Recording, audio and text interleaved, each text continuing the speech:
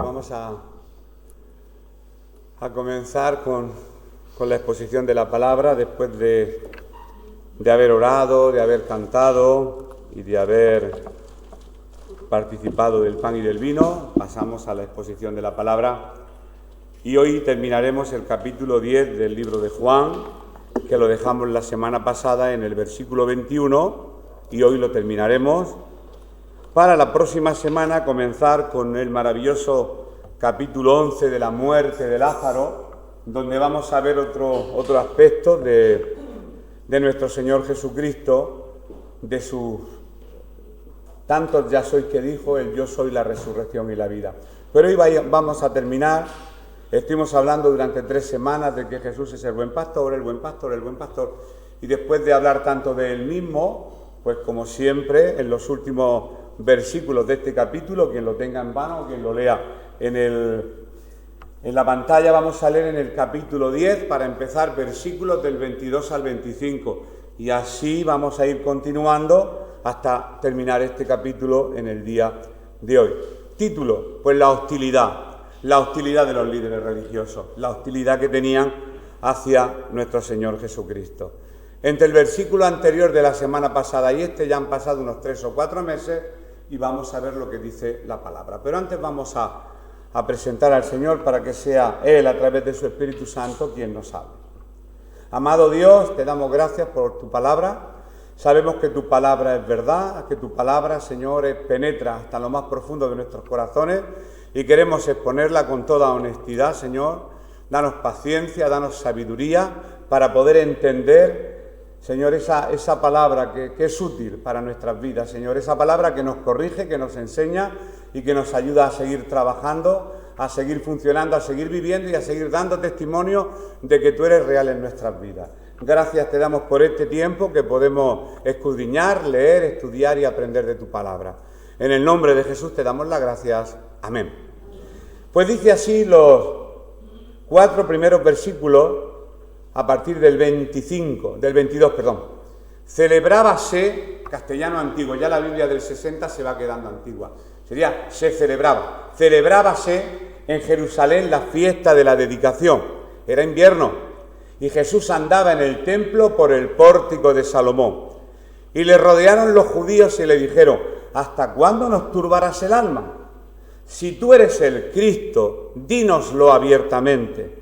Jesús les respondió, os lo he dicho y no creéis. Las obras que yo hago en nombre de mi Padre, las obras que yo hago en nombre de mi Padre, ellas dan testimonio de mí. Hasta ahí y después continuamos más adelante.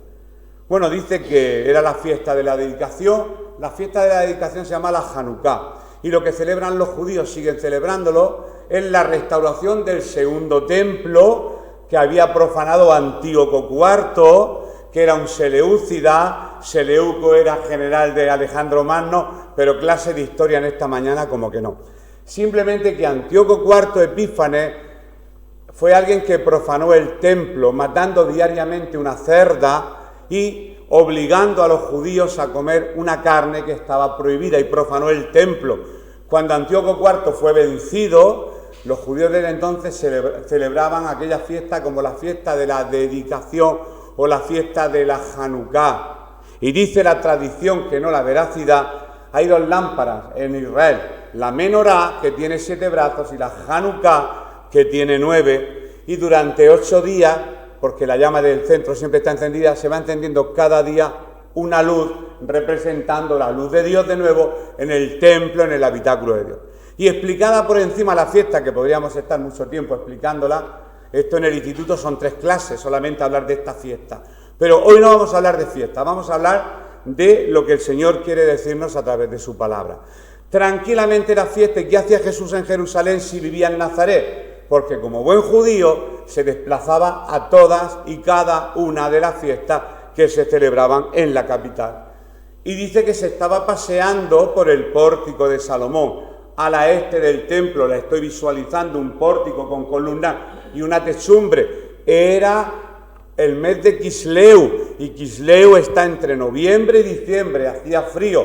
Algunos comentaristas se atreven a decir, quizá llovía y Jesús se metió bajo techo. Bueno, Jesús también podía andar paseándose por el pórtico de Salomón tranquilamente, porque no solamente predicaba y era siempre confrontado, sino también tendría derecho a darse un paseo con los discípulos, ir al mercadillo, comprar alguna fruta. Por eso la serie de Chosen es tan interesante, porque habla de la parte humana de Jesús, que muchas veces olvidamos en los cultos, porque solamente nos centramos en lo espiritual, que es realmente lo que nos importa. Le rodearon los judíos.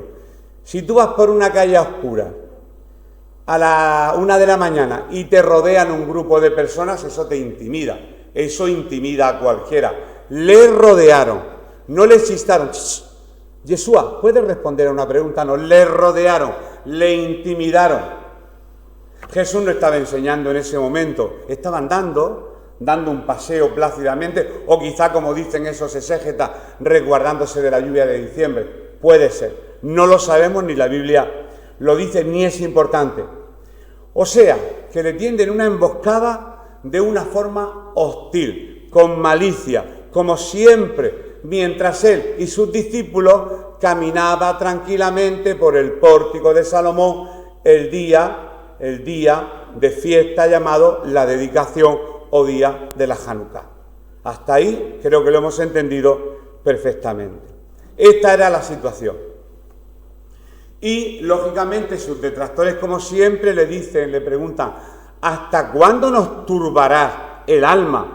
Si tú eres el Cristo, dínoslo abiertamente, no con parábolas ni con chilindrinas, como diríamos ahora. Dilo ya, dilo.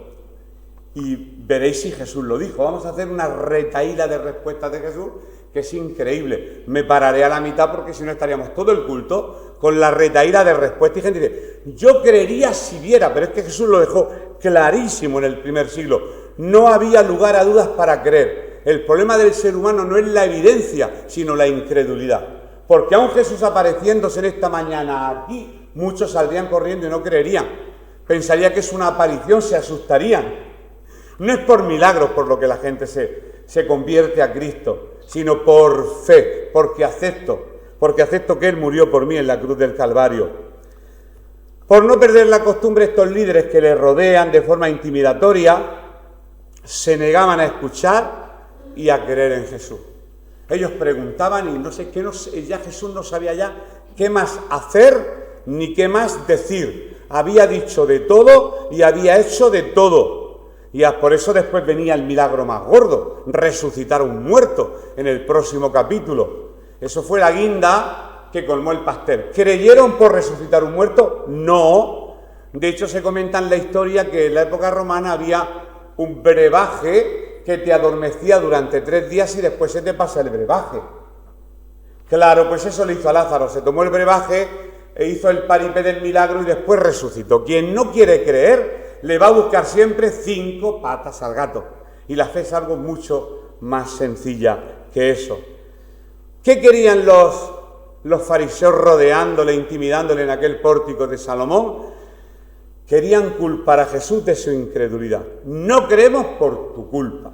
Tú tienes la culpa de nuestra incredulidad, porque si hablaran más claramente, si no tuvieras tantos pelos en la lengua Jesús, si hablaras con más claridad nosotros creeríamos, pero es que no hablas con claridad, no podemos creer en ti. Y por eso les dicen ellos, ¿hasta cuándo nos turbarás? Si digo sinónimos de turbarás, ¿hasta cuándo nos alterarás? ¿Hasta cuándo nos confundirá? ¿Hasta cuándo nos desorientará? Son sinónimos de turbar, por si quizá alguien no lo entiende. ¿Hasta cuándo nos vas a desorientar? Nos tienes desorientados, nos tienes confundidos, nos tienes alterados. Cada vez que hablas, sube el pan. Porque cada vez entendemos menos. Es tremendo. Cuanto más evidencia demos al mundo de que Cristo es real, el mundo menos va a creer. Porque el problema no está en la evidencia, está en la incredulidad del ser humano, que lo entendamos.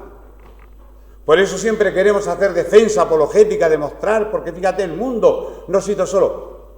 Eso puede apelar a la razón y decir, como yo cuando hablé aquí de la protombina, esa vitamina K, que al 8º día el niño tiene menos problemas de hemorragia, por eso Dios mandó la circuncisión. Eso lo escucha un médico, un enfermero, alguien que trabaja en sanidad y dice, es verdad, la Biblia, qué sabiduría. Pero de ahí a la conversión, hay un paso muy grande, que es tirarse delante de la presencia y reconocer que uno es pecador. Y esa es la parte más difícil. ¿Hasta cuándo nos vas a turbar? Como no hablas claro, Jesús nos tiene alterados. Esto es una aliteración que yo he hecho, más o menos decirlo con un lenguaje actual. Jesús, ¿cuándo nos vas a hablar claro? Nos tienes alterados, nos tienes confundidos, nos tienes desorientados. Queremos que hable con un poquito más de claridad. Le hicieron esta pregunta de una forma traidora, de una forma desleal, con alevosía, con premeditación, para pillarlo. Porque ¿sabéis lo que realmente deseaban, como siempre? Ellos querían que él declarara con sus labios: yo soy el Mesías, yo soy Dios hecho hombre. Querían unas palabras sólidas, ¿para qué? Para agarrarse a la palabra y tener motivos suficientes más que para condenarlo. En lugar de creer por todo lo que había hecho, no creían para pillarlo y matarlo. Ese es el corazón del ser humano. A ver si los pillo, a ver dónde está el fallo de los protestantes, a ver dónde está el fallo de los católicos, a ver dónde está el fallo de esta iglesia. Claro, ya decía yo, y máximo si llegamos a la iglesia y en lugar de instruirnos para crecer en el Evangelio, nos empiezan a costar la vida y milagro de todo el mundo, pues menos para creer. Y lo que hay que instruir al que recién se convierte es en el conocimiento de la verdad. Orar, ayunar, creer, respetar, obedecer y crecer en madurez en el Evangelio para que crezca una iglesia sana y no una iglesia dividida en grupitos, una iglesia sana que cree la verdad, que sigue la palabra de nuestro Señor Jesucristo. Pero Cristo era muy sabio y en ningún momento les dijo yo soy, pero lo dijo de otras maneras. Mirad, he hecho una lista para que veáis lo que Jesús les responde. Bueno, Jesús le dice, que lo hemos leído, os lo he dicho y no queréis, ¿qué queréis más? Os lo he dicho. Lo que Jesús pretendía decirle, os lo he dicho de muchas maneras, de muchas formas, pero a vosotros no os da la gana de creer.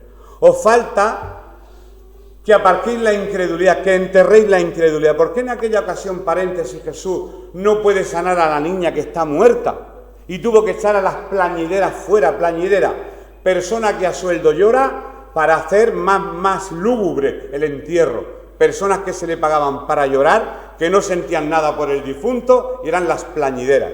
Y eso le daba un poco como de emoción, ¿verdad? Y de espectáculo a la fiesta de un funeral. Y Jesús tuvo que echarlas a todas a la calle, porque donde hay incredulidad no puede actuar nunca el poder de Dios.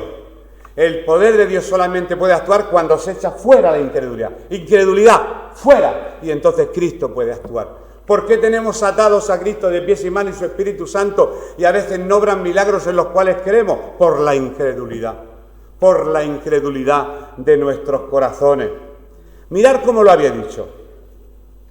Os lo he dicho, yo soy el que vino del cielo, le dijo eso, ¿verdad? En Juan 3:13, no hace falta ponerlo porque hace 20 versículos. Y Juan 6:38, os lo he dicho, el que cree en mí tiene vida eterna. Juan 3:15. Os lo he dicho, yo soy el unigénito Hijo de Dios, en Juan 5:19. Os lo he dicho, yo juzgaré a toda la humanidad, Juan 5:19. Os lo he dicho, todos deberían honrarme como honran al Padre, Juan 5:19. Os lo he dicho, todas las escrituras hebreas hablan de mí, en Juan 5 también. Os lo he dicho, yo revelo perfectamente al Padre, en Juan 7:28. Os lo he dicho, yo siempre agrado al Padre y nunca peco, Juan 8:29. Os lo he dicho, soy enviado por Dios, en Juan 8:42. Os lo he dicho, esto fue el dicho más gordo, os lo he dicho, antes que Abraham fuera, yo soy. Hago un inciso y sigo con los dichos. Cuando Jesús dijo antes que Abraham fuese yo soy, está diciendo, y tú no tienes ni 50 años, y Abraham hace 1000 o 2000 años que vivió y tú eras antes que él. Claro, porque soy Dios, porque soy preexistente. Y antes de que Abraham estuviera en la tierra, yo ya estaba, porque estaba con el Padre creando el mundo. Sigo. Os lo he dicho, yo soy el Hijo del Hombre profetizado por Daniel. ¿Dónde? En Juan 9:37. Os lo he dicho, me levantaré a mí mismo de la muerte. ¿Dónde lo dijo? En Juan 10:17. Os lo he dicho, yo soy el pan de vida. Juan 6:48. Os lo he dicho, yo soy la luz del mundo. Juan 8:12. Os lo he dicho, yo soy la puerta, Juan 10:9. Os lo he dicho, yo soy el buen pastor, Juan 10:11. Ya estoy cansado. Punto suspensivo. ¿Qué más querían? ¿Se lo había dicho bien claro? Vengo de arriba, la Escritura hablan de mí, el Padre y yo uno solo. Ya se lo había dicho. ¿Qué más querían saber? No querían saber nada más porque se habían negado a creer en Él. Lo tenían clarísimo. No vamos a creer en ti. Vamos, te tenemos que ver con alas volando y no vamos a creer en ti porque no nos da la gana. Y hay gente, no porque haya evidencia suficiente para eso, sino porque no les da la gana creer. Porque saben que creyendo va a tener que cambiar su estilo de vida, su forma de andar, su forma de pensar, su forma de comportarse y su forma de actuar. Por eso Dios, por mucho que se manifieste, hay gente que no le da la gana de creer. Y esos eran aquellos que le rodearon para intimidarlo. Por lo tanto, el problema no era que Jesús no fuera claro. El problema radicaba en que los corazones de ellos, judíos, que eran los fariseos, estaban llenos de incredulidad y querían culpar a Jesús por ello. La Biblia es riquísima y tenemos que conocerla. Y cuando se conoce la Biblia, uno dice, estos son palabras mayores. Porque lees un contrato que a lo mejor están en juego 600 euros, pero aquí está en juego tu vida. Aquí está en juego nuestra vida eterna. Está en juego tu vida eterna. Aquí está en juego nuestra vida eterna. Por lo tanto, tenemos que darle mucha importancia a la palabra de Dios. Dice Jesús, las obras que yo hago en nombre de mi Padre, ellas dan testimonio de mí. Jesús lo había dicho con palabras, pero también lo había dicho con obras, palabras y obras. Y cuando las obras van acompañadas de las palabras, eso es testimonio más que suficiente para creer que las personas que hacen lo que dicen son verdaderas. Son verdaderas, son personas nobles, personas honestas, veraces sería la respuesta. Las obras de Jesús, al igual que sus palabras, demostraban que Él venía del mismo Dios y que Él era fiel a su palabra, pero aún así no había forma. Seguimos adelante, versículo del 26 al 29 de este capítulo 10. Ahora Jesús dice, bueno, pues le voy a hablar francamente, ya que tanta pega y después de estar tanto tiempo, pues ahora le voy a hablar claro ya, pues si ya no tengo las de perder, si me van a matar igual, ahora se lo voy a contar. Jesús les habla francamente a los líderes religiosos sobre su condición. Dice así, pero vosotros no creéis porque no sois de mis ovejas, no sois mías. Como os he dicho, mis ovejas, las mías, vosotros no las mías, oyen mi voz y yo las conozco y me siguen y yo les doy vida eterna y no perecerán jamás, ni nadie las arrebatará de mi mano. Mi Padre, que me las dio, es mayor que todos y nadie las puede arrebatar de la mano de mi Padre. Ahí le responde, ahí le deja bien claro quién es. Y vamos a desmenuzar también estos textos, como vamos a hacer con el resto del capítulo, que creo que sí tenemos tiempo. Pero vosotros no creéis porque no sois de mis ovejas. Los líderes religiosos querían, lo he dicho, que Jesús hablara explícitamente. O sea, con claridad y sin pelos en la lengua, como decimos vulgarmente. Y aquí Jesús les habló más explícitamente y más claro de lo que los líderes religiosos se esperaban que lo hacían. Les dijo que ellos no eran verdaderamente pastores, ya lo vimos la semana pasada. Les dijo que ellos ni siquiera eran verdaderas ovejas, porque las ovejas del Mesías por lo menos escuchan su voz, y a él no le estaban escuchando. Se estaban burlando, lo habían rodeado, lo habían intentado pillar, incluso le habían dicho, tú eres un demonio.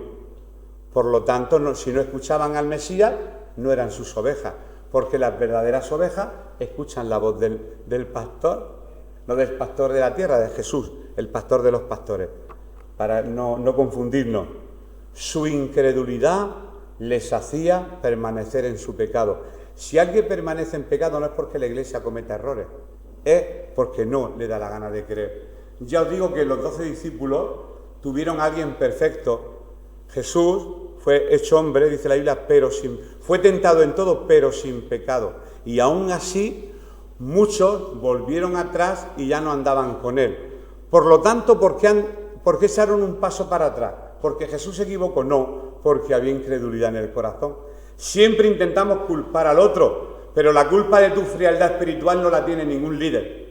La culpa de tu frialdad no la tiene ningún responsable, ningún error, ningún fallo de la Iglesia. La culpa de nuestra incredulidad la tenemos nosotros, porque Cristo es fiel, 3 veces santo.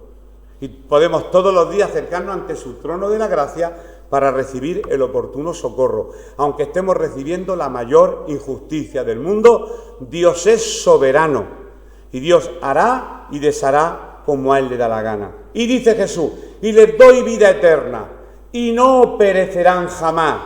Aquí está hablando de las bendiciones que tienen sus ovejas. Sus ovejas tienen vida eterna. Pero ¿sabéis cuándo empieza la vida eterna? Ahora. En el momento en que tú creíste, empezó tu vida eterna. ¿Hasta cuándo? Pues hasta que estemos en la presencia del Señor por la eternidad. Y esta vida que comienza ahora es más grande que la vida física, porque nuestra vida física está limitada, 70, 75, 80, 90, 100 en los más robustos, como fue nuestro hermano Pepe, el papá de Mari Carmen, 102 o 103 años. Dios lo tuvo un siglo en la tierra. Pero la Biblia dice, y mi padre usaba mucho este texto, la vida del hombre son 70 y en los más robustos 80. Y cuando yo cumplió, Paco, tu edad 85, decía, el Señor me ha regalado 5 años. Y cada año iba dando gracias a Dios por los años de regalo que el Señor le había concedido. Así que lo que habéis pasado 80, dar gracias cada día por los años de regalo que el Señor os ha concedido a la luz de las Escrituras. Sabemos que es un modismo porque la ciencia va avanzando y la longevidad se va alargando. Eso lo sabemos. Yo no soy tan literal a veces en ese aspecto. ¿La vida física puede ser destruida? Por supuesto. Pero los que han sido rescatados por la sangre de Cristo, los que pertenecen al verdadero rebaño, no pueden perder la verdadera vida. Y hoy no nos vamos a entretener. El texto dice, se puede, no se puede perder la salvación. Eso quedaría para otra clase, no es el tema. Porque hay gente que utiliza, mirad, os voy a hablar de las dos vertientes. No, hermano, la vida eterna es para siempre, porque la Biblia dice, mis ovejas oyen mi voz y me siguen, yo les doy vida eterna, no perecerán jamás y nadie las arrebatará de mi mano, por lo tanto siempre van a estar. El grupo B, para que sepáis que hay muchas tendencias, no pasa nada, tenemos que tener la mente abierta, los jóvenes esto lo escuchan y después deciden lo que deciden. Otro dice, sí, no perecerán jamás mientras que tú voluntariamente permanezcas en la mano. ¿Te das cuenta? Hay versiones y argumentos para dos, pero por si acaso, yo digo, Señor, por si acaso, quiero seguir el versículo ese que dice, el que persevera hasta el fin será salvo. No quiero estar agarrado a ti hasta el mismo día en que me muera, por si acaso. Porque a veces somos muy doctrinales y a veces la doctrina pues nos puede llevar, bueno, como no pasa nada y soy salvo, hago lo que me da la gana. Tampoco es eso. Las ovejas estaban a salvo y seguras en la mano del buen pastor. ¿Sabéis una cosa? Hoy lo pensaba, digo, qué reconfortante es. Se lo voy a decir a los hermanos esta mañana. Mirad, piénsalo, qué reconfortante es, hermano y hermana, saber que las manos que crearon el mundo son las mismas manos que te sostienen. ¡Wow! Me están sosteniendo las mismas manos que colocaron el Sol en su sitio, Mercurio, la galaxia de Andrómeda. Las mismas manos que crearon el mundo son las que nos sostienen. Las manos del Creador sostienen tu vida. Con lo pequeñitos que somos en tamaño físico, lógicamente, tenemos un Dios súper grande. El creador del mundo sostiene a todos sus hijos. Y sigue diciendo, mi Padre que me las dio es mayor que todo. ¿Qué está diciendo? Que mi Padre es poderoso sobre los hombres y sobre los demonios, sobre todas las fuerzas del infierno. Por eso el que ama a Cristo debe de estar feliz. Y el que teme a Dios no necesita temer nada, porque estamos de este lado de la eternidad, tenemos vida eterna. Ni temor a nada, ni nada, vivir una vida feliz. No quiere decir que cuando hay circunstancias estemos tristes, pero se puede ser feliz en medio de la tristeza. Pablo y Silas en la cárcel no estaban a gusto, pero cantaron alabanza. Y el poder de Dios reventó las puertas y pudieron ser libres. Porque en medio de la tristeza se puede adorar a Dios. En medio de la tristeza Él también nos sostiene. Bien, y ahora Jesús le va a hacer otra declaración, que Él y el Padre están muy unidos. Versículo del 30 al 33. Dice así la palabra. Esto sí que le sonó mal y querían apedrearlo. Yo y el Padre uno somos. Entonces los judíos volvieron a tomar piedras para apedrearle. Siempre que aquí diga judíos en el contexto está hablando de los líderes religiosos. Tomaron piedras para apedrearle. Jesús les respondió: muchas buenas obras os he mostrado de mi Padre. ¿Por cuál de ellas me apedreáis? Explicadme qué pecado he hecho, explicadme el motivo por el que tenéis las piedras en la mano para tirarme la piedra. Le respondieron los judíos diciendo: por buena obra no te apedreamos. O sea, reconocían que lo que había hecho era bueno. Sino por la blasfemia, porque tú siendo un hombre te haces Dios. Eso era lo que les molestaba. Sabemos que lo has hecho bien, sabemos que has andado por encima del mar, sabemos que has multiplicado panes y peces, sabemos muchas cosas de ti, pero que tú, que mide 1,71, 1,75, que tienes sandalias como yo y que sudas y que duermes, tú Dios, eso es difícil de creérselo. Ahora no, hemos decidido creérnoslo en el siglo XXI, pero vamos a viajar en el tiempo. ¿Te lo habrías creído? ¿Nos lo habríamos creído? Si eres vecino de Yeshua en Nazaret, hubieras vivido y tu vecino de toda la vida es Dios. Su madre le llamaría tantas veces a comer a la mesa. ¿Es Dios? Es difícil. Ahora, claro, lo tenemos ya masticado. Ya lo tenemos hecho. Tenemos la nueva dispensación, la palabra, la revelación y el Espíritu Santo que nos lleva a la verdad y a la justicia. Por tanto, no culpemos tanto a aquellos que gritaban en aquella plaza del pretorio: crucifícale, porque quizá nosotros habríamos estado en el mismo grupo diciendo lo mismo: crucifícale. No eran tan malos. Después volvieron a sus casas a reanudar su vida doméstica normal y corriente. No eran malévolos, ni con cuernos, ni rabos, no, seres humanos. La incredulidad en el ser humano es muy poderosa. Yo y el Padre uno somos. Esta declaración que hace, claro, habría que ver la frase en otros idiomas. Y entonces entenderíamos lo que está diciendo. Esta declaración tiene que ver con su deidad y tiene que ver con la Trinidad, que no vamos a entrar en ese momento. Yo y el Padre quiere decir que el Padre y el Hijo no son la misma persona. ¿Cómo? No son la misma persona. Uno somos. Significa que el Padre y el Hijo sí son iguales en naturaleza y en esencia. La definición que nos enseñaron siempre en el catecismo, 3 personas distintas, un solo Dios verdadero, decía el catecismo de mi época, el punto 37, que es la Trinidad. 3 personas distintas, un solo Dios verdadero. Y se representaba en los libros de texto un triángulo con un ojo y una paloma volando y una cruz, Padre, Hijo y Espíritu Santo. Y el misterio de la Trinidad, que ahí andamos los cristianos defendiéndolo constantemente. Muchas buenas obras os he mostrado de mi Padre. Todas las obras que había hecho Jesús, sabemos que venían del Padre. ¿Sabéis por qué eran buenas obras? Porque todas las que hizo eran actos de bendición para el hombre.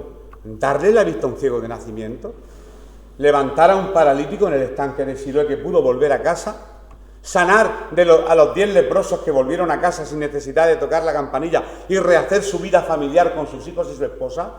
Todo lo que hizo fueron obras de restauración. Y las obras de restauración y las obras de bendición normalmente vienen de Dios. ¿Y qué hicieron los judíos? Volvieron a tomar piedras para apedrearle. ¿Por qué? Porque entendieron la respuesta como una blasfemia. Dijeron, aquí hay que apedrearle. Como cuando le detienen: ¿eres tú el rey de los judíos? Tú lo has dicho. Y me veréis viniendo en la gloria. Y Caifás, su suegro Anás atrás, escandalizó al pobre, y Caifás se rasga las vestiduras. Es que escuchar esa frase era tan fuerte para un pueblo tan arraigado a la religión que no a la fe, que no es lo mismo. Tan arraigado a la religión que no a la fe, que no es lo mismo, que se mosquearon ante el mismo Dios. Los líderes perdieron la discusión. ¿Por qué sabemos que los líderes perdieron esta discusión? Mirad por qué la perdieron. Primero, ¿estaba establecido en la ley que la blasfemia debía ser castigada? Pues por supuesto que sí. Pero ¿os acordáis cuando estudiábamos Juan 8, que aquella mujer que trajeron en acto de adulterio dijeron: Señor, ¿qué hacemos? Porque la ley dice... Y tergiversaron Levítico 20:10, donde dice que cuando un hombre y una mujer ambos son pillados, ambos deben de ser apedreados, pero el machismo judío solamente trajo a la mujer y le perdonó la vida al hombre. Eso se ha extendido a lo largo de la historia. Aquí también tergiversaron el versículo. ¿Por qué? Porque dice Levítico 24:16. Hablaban de la ley, pero no porque creyeran en la ley, sino utilizarla como martillo golpeador. Que a veces los cristianos también podemos utilizar la Biblia en lugar de para bendecir, para decir, pues la Biblia dice esto y tú no lo cumples. La Biblia no se utiliza de esa forma, se utiliza para bendecir. Sí, para corregir en amor, también pues se puede utilizar. Levítico 24:16 dice, y el que blasfemare el nombre del Señor ha de ser muerto. Toda la congregación lo apedreará, así el extranjero como el natural. Si blasfemare el nombre en mayúscula, Dios, que muera. Pero después, lógicamente, dice que debe de haber un justo juicio. Porque si tú detienes a alguien que sabes que ha asesinado y lo matas, eso se llama linchamiento. Como hicieron con el Chipé en Cartagena. No lo juzgaron, lo lincharon, lo arrastraron por Cartagena, le prendieron fuego y lo metieron en el puerto de Cartagena. Es la famosa historia de los cartageneros, la historia del Chipé. Podéis leerla en la Wikipedia, que viene muy bien ilustrada. Y querían hacer lo mismo con él, lincharle. La ley dice, pero si la ley dice, someterlo a un juicio. Pero querían saltarse el juicio y pasar de las palabras de Jesús directamente al linchamiento, a matarlo de una forma que se llama lapidación o apedreamiento. Por lo tanto, no habían buenas intenciones en los líderes religiosos. Un pastor dijo, aunque estos hombres no estaban permitiendo que los debidos procesos judiciales de la ley se llevaran a cabo. Literalmente querían linchar a Jesús. Y un linchamiento no es justo. Los que tanto hablaban de justicia querían cometer un asesinato injusto. Y ahí se les dio el plumero. ¿Quién perdió la batalla? ¿Quién perdió la discusión? Los líderes religiosos. Jesús volvió a ganar una vez más la batalla dialéctica. Porque no es lo mismo como razonamos los hombres que como razona el mismo Dios. No podían acusarle absolutamente de nada. Por lo tanto, como no podían acusarle de nada, lo intentaron pues por la fuerza bruta. Eso ocurre mucho con niños. Cuando tú intentas hacerles razonar, por ejemplo, dentro de los barrios marginales y los barrios vulgares, habías escuchado los gritos, ¡nene! ¿Qué haces? Esos gritos de falta de educación, que llamamos ordinariez y le llamamos vulgaridad, y que le dices algo y te dicen un palabrotón, es porque no saben razonar. Y ante la falta de razonamiento y sabiendo que tú tienes razón, solo saben insultarte. Los críos, me caen mal todos los profesores, menos tú porque me compras caramelos. Es que son todos muy malos porque le dicen, nene, siéntate, nene, cállate, nene, saca el material y nene, presta atención. ¿Entendéis? Pues así somos, no los niños, sino también los mayores. Por eso alguien dijo, quien no puede destruir un razonamiento, ¿saben lo que va a hacer? Destruirá al razonador. Y Jesús, el razonamiento era divino, pues quien no puede destruir el razonamiento de Cristo, intentará destruir al razonador. ¿A quién? Al mismo Cristo intentaron apedrearlo. Porque tú, siendo hombre, te haces Dios. ¿Qué era una blasfemia para ellos? Pues eso, que un hombre afirmara ser Dios, lo hemos dicho muchas veces. Pero daros cuenta que Jesús nunca se indignó ni se enfadó cuando le acusaban de ser Dios. ¿Sabéis por qué? Porque lo era.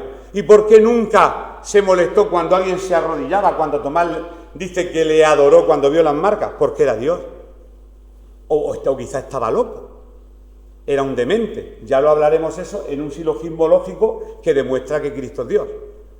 A la luz de la razón está demostradísimo, pero después de la mente tiene que bajar al corazón y producirse el arrepentimiento y la posterior conversión. Y eso ya no sobra ni de los predicadores, ni de los hermanos, ni de los miles de tratados que hemos repartido en esta ciudad de Cartagena desde que Paco era un chiquillo. ¿Cuántos tratados se han repartido en Cartagena? Millones y millones. ¿Cuántos cristianos estamos en Cartagena? Yo lo digo muchas veces, entre las iglesias yo he contado unos 1.800 y somos 218.000 habitantes, pues todavía quedan 200.000 cartageneros que no han doblado sus pies delante de la presencia del Señor. No penséis que está todo el trabajo hecho y pensamos todos que tenemos la exclusiva, y no somos tantos. Jesús da razones del Salmo 82 y de sus propias palabras. Mirad, Jesús le responde, versículos del 34 al 39, esto ya lo que nos queda ya es poquito. Jesús le respondió, en el 34, ¿no está escrito en vuestra ley, yo dije dioses, minúscula, sois? Si llamó dioses a aquellos a quienes vino la palabra de Dios y la Escritura no puede ser quebrantada, al que el Padre santificó y envió al mundo, vosotros decís, tú blasfemas porque yo he dicho, Hijo de Dios soy. Si no hago las obras de mi Padre, no me creáis. Mas si las hago, aunque no me creáis a mí, creed a las obras, para que conozcáis y creáis que el Padre está en mí y yo en el Padre. Bomba, segunda bomba. ¿Y cómo termina el texto? Procuraron otra vez prenderle, pero él se escapó de sus manos. Jesús se zafó, se escapó de sus manos. Esta parte, el texto que él hace mención del 82, lo tengo por aquí. Bueno, si lo encuentro, es que es mucha palabra. Ahora leeremos el Salmo 82. Vamos a lo que toca. Jesús le respondió. Fijaros, primeramente le rodean, y los mismos que le rodean ahora sostienen piedras, de manera que no iban con un buen espíritu, iban con un mal espíritu. Jesús en ningún momento se alteró, ni se asustó, ni salió corriendo. ¿Sabes cómo lo detuvo? Con el poder de su palabra, y le respondió como un rabino educado le hablaría a otros rabinos educados. Le habló con toda la educación del mundo. A veces a nosotros nos cuesta. Y le responde, ¿no está escrito en vuestra ley? No dice, no está en vuestra ley, yo dije dioses soy. Y entonces le nombra el Salmo 82. ¿Qué dice el Salmo 82? Pues vamos a leerlo. Salmo 82, versículo 6. Dice así, está hablando de los jueces de la época. Yo dije, vosotros sois dioses, minúscula, y todos vosotros hijos del Altísimo, pero como hombres moriréis. Y como cualquiera de los príncipes, caeréis. Dioses, en este texto, no significa deidad, sino que son aquellos que han sido investidos con el poder de juzgar en el nombre de Dios, responsables religiosos de la época que no todo lo hacían bien. ¿Quién es el justo juez? Dios. ¿Los jueces de la tierra se equivocan? ¿Habrán presos en la cárcel que no se lo merezcan y otros que sí realmente se lo merecen? ¿Se equivocan los jueces? ¿La justicia puede ser corrompida?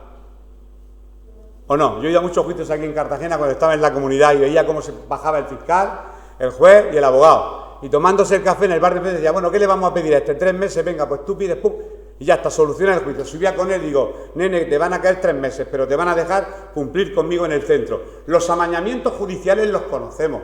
No digo que toda la justicia esté amañada, pero la justicia se amaña, la justicia humana. Pero la justicia divina no hay quien la amañe. Y Jesús hace eco de ese texto para decir, a ellos les llamaban dioses, pero no lo eran.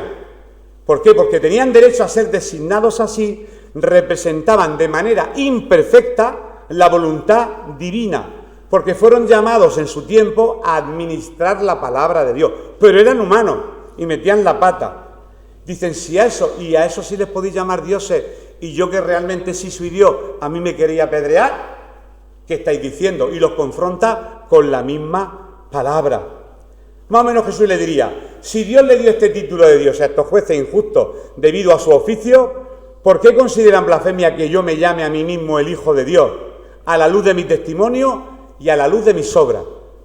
Conmigo tenéis más que motivos suficientes para creer en mí, porque lo he demostrado con mis dichos y con mis obras. Pero esto, mira lo que dijo el salmista, jueces sois, pero sois mortales, cuidado con no hacer un verdadero juicio porque estáis cometiendo fraude. Al que el Padre santificó y envió al mundo. Mirad la diferencia. Aquí la he puesto. Los jueces del Salmo eran aquellos a quienes vino la palabra de Dios. Pero Jesús era la misma palabra.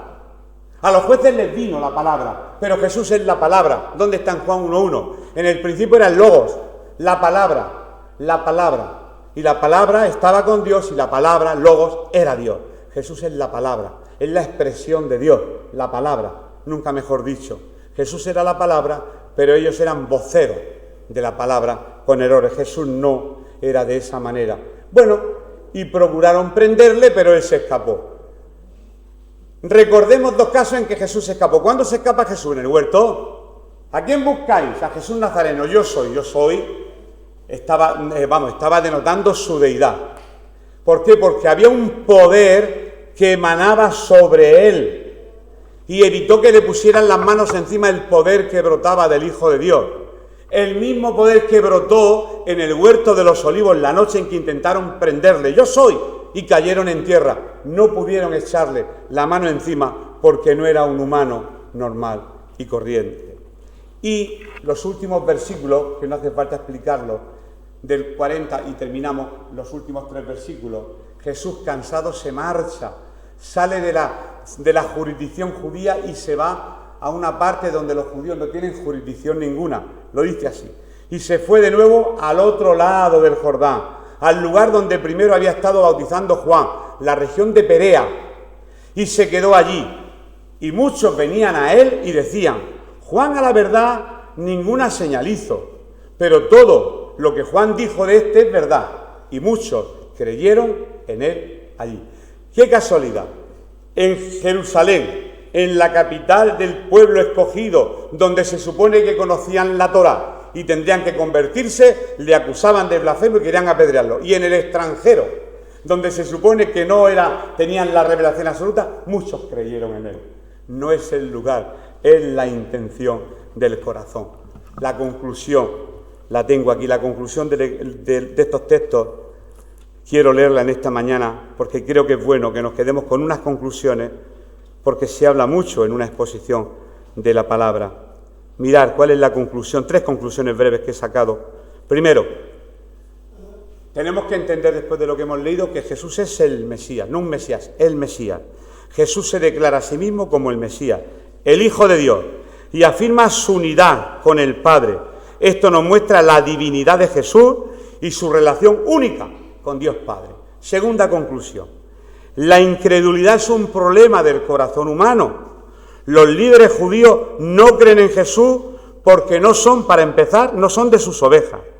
Esto nos enseña que la incredulidad no es siempre un problema de falta de evidencia, sino de falta de disposición para creer. Si tú dispusieres tu corazón, dice, creo que está en Eclesiastés 11, y extendieres a él tus manos, entonces yo iré desde los cielos y tu vida será más clara que el mediodía. Hay que disponer el corazón y creerle a él. Y tercera, las obras de Jesús dan testimonio de su identidad. Jesús apela a sus obras y milagros como prueba de su divinidad. Esto nos muestra, a los cristianos del siglo XX, que las obras de Jesús son una manifestación de su poder y de su autoridad divina. Y para terminar, que la fe es un don de Dios. Jesús dice que sus ovejas oyen su voz y le siguen. Nos enseña que la fe es un don de Dios y que aquellos que son llamados por él responden a su voz voluntariamente y siguen a Jesús. Y otras muchas conclusiones que podríamos sacar, pero quizás estas son las más específicas. Así que hasta aquí la palabra del Señor en este domingo.